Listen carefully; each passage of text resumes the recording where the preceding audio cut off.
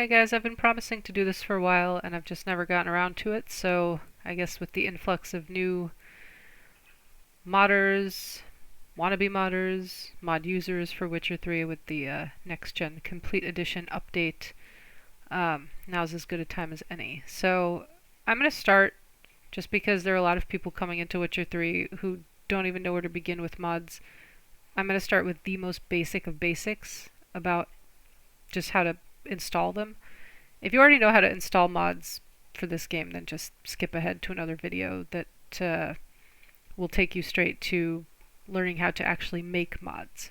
But if you're brand new to modding this game, then start here so that you don't confuse yourself.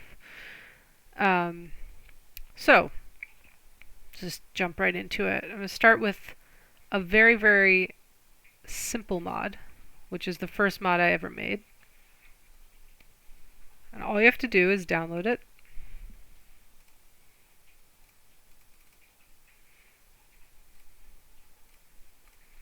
And then this is not like Skyrim.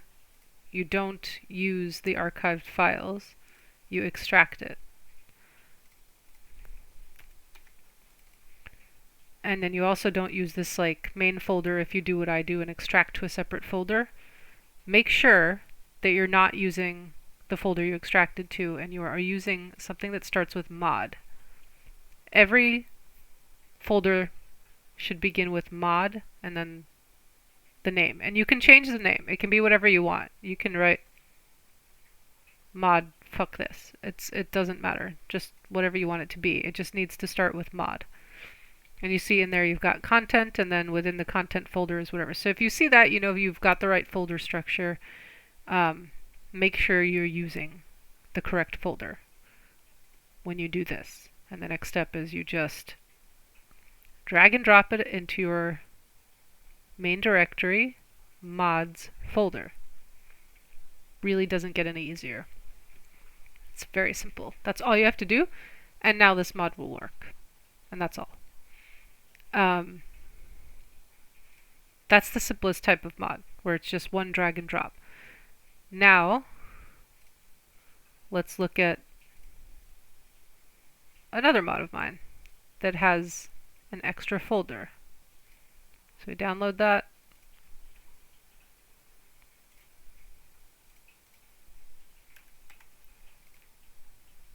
Do what you're supposed to do. And then again, make sure, because there could be subfolders and subfolders. If, like me, maybe you packed it in an annoying way. Make sure you're not just dragging this. If you put this into your mods folder, it's not going to work, and then you're going to leave comments on my page about how you're not getting any snowy weather. And I don't want to hear it. So make sure you're doing what I told you. You find the folder that starts with mod. Mod Skellige Winter Weather. That. Drag and drop there. And then now you see you have this. This does not go into your mods folder. Let's use common sense. This goes into your DLC folder, which is here. Okay? So now you have in your mods folder, mod Skellige Winter Weather, DLC folder, DLC Skellige Winter Weather. Okay? Many people put this into their mods folder and then they don't understand why it's not working. That's why. Make the right choice.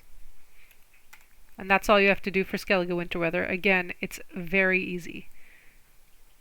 Now if you're doing something like using Ice Breath, this is self-explanatory. I literally tell you what to do here. So read the directions, because modders will get annoyed if you don't. And then we won't want to help you. So make sure you've actually read the directions before you say something's not working and you need help. Again, very easy. Now, let's look at something that has an extra step. So for my radial menu mod, you'll notice I very kindly included installation instructions. Not everybody will, because it's the same process for everything. And if you know how to install any Witcher 3 mod, then this should all be pretty like self-explanatory. But download.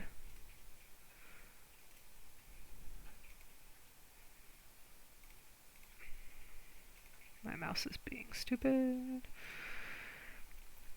Alright. So going here, again, don't be fooled. If you put this in your mod folder, it's not going to work. You need mod retro radio menu. Gonna drag and drop that into your mod folder. And now there's a bin folder. And inside the bin folder are subfolders until you get here. And you'll see this XML file. So you're going to take the bin folder and you're going to drag and drop it here. And it's going to go to there. And I made a, I recommend you just make a little shortcut that goes straight to this path so that you have easy access to your menu XMLs. So this XML file, when you drop the bin folder in there, you're adding this XML file to your game. And this is the menu that appears in the game. Not all mods have menus. Most don't. But some do. And when they do, there's an extra step you need to do now that we're using Next Gen. If you use DX11 or DX12 version of the game, whichever one you use, you need to open the relevant text file. Now you see all these, you need to add, oh my god, this keyboard, add this XML file there and put a semicolon at the end. If you forget to do that, it's going to not work. Make sure it looks like these. Okay, then you save it. And now when you start the game, you will see that there is magically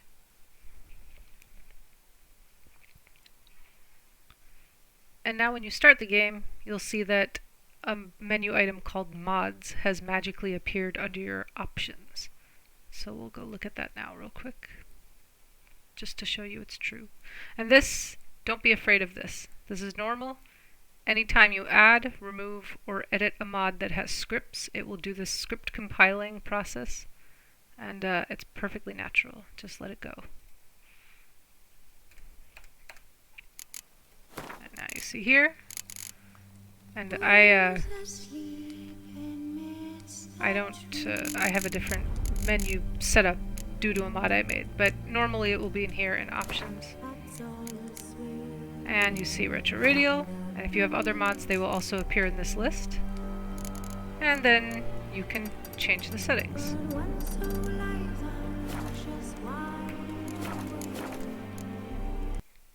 And it's very, very easy. Now, the last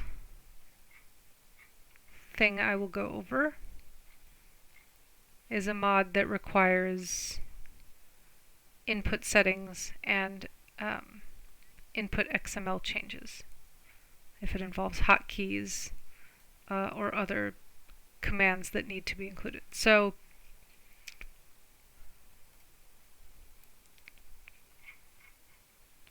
stop.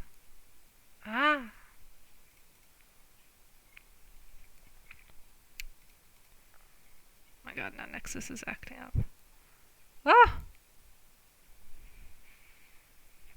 Okay, and we're back a day later because Nexus had an absolutely epic meltdown yesterday. So, let me try to remember where we left off.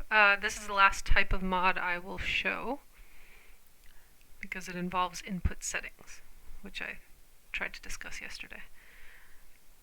So, why so slow? What's going on? Okay.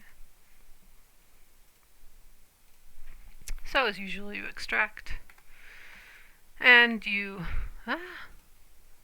go here. Okay. Mod hotkeys goes in there. And I'm just going to get rid of these so there's no confusion. Alright, so now we have these files. And you can open these don't open them with Notepad. Notepad is shit. Use Notepad++ or something similar that's not just built-in garbage. So you look in here, you see all of these. These are all commands. And for my hotkeys mod, obviously they are for hotkeys. But they could be for any number of things depending on what mods you're using. They could be to bring up a HUD menu, whatever you want. So what you're going to do is you highlight everything, and you copy it, and then you need to go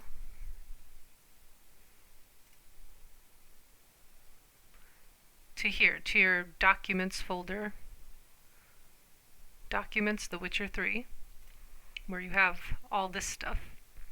And you need to open your game's input settings, and what I would do is I would back this up, always, just for ease of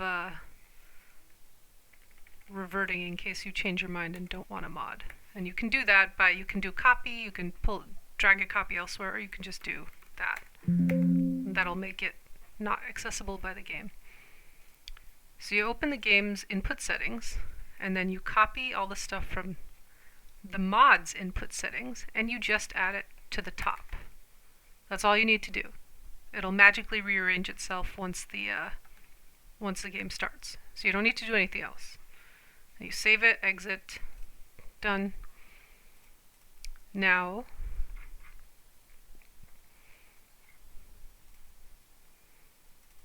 go back here, and now we have this other one, input XML. And your input XML file, as you might have seen earlier, is in that folder for menus.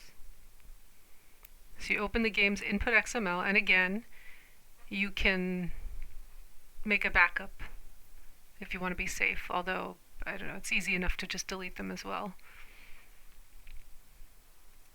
And so you highlight all of these, and you do what it says on the mod page.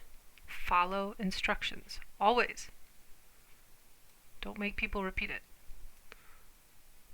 It tells you exactly what to do, which is copy the text and paste it into your game's input XML file, which we have right here, directly under visible variables, right here. You see visible variables. It's right at the top, and you just paste it right there. Don't have to do anything else. That's it. You save it, exit, and now the mod is installed. Hooray. And so now that it's installed, what the next step is, as it says here, is to define. Choose your hotkeys. Not all mods will have that. Many will just have you put this stuff, the input settings commands, and define them in the input settings files, and that's something else. You'll have to follow the instructions, but those are the steps. And you see all the things that you pasted in. I'm sorry, I'm kind of yelling over the music here because I'm too lazy to try and balance the input audio levels. Apologize in advance. And here you can set the keys. So if you want this to be 1, then you just make it 1. Health H. Oh, it won't let me do that. Ah! There. Anything you want. And you're done. And then in the game, those keys will do what they're supposed to do. I think that's about it for the very, very basics of modding. That's installing and using mods for The Witcher 3. If you're using multiple mods, in many cases, depending on what they are, not for all of them, but you will need to use Script Merger. And so I recommend you watch the video that I'm about to make next, which will explain to you how to combine scripts. I promise it's very easy for the most part, unless you have particularly tricky mods.